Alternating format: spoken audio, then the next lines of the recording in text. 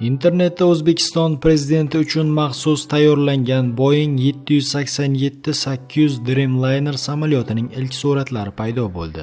Sputnikning xabar berishicha, bu haqda Buyuk kelajak eksperti Rahmat Sobirov Facebook'da ma'lum qildi.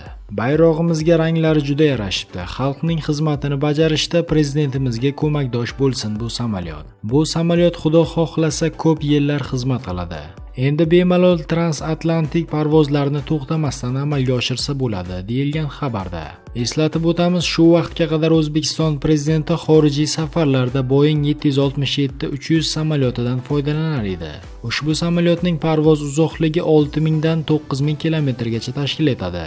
Boeing 787-800 esa 14000 kilometrgacha to'xtovsiz ucha oladi.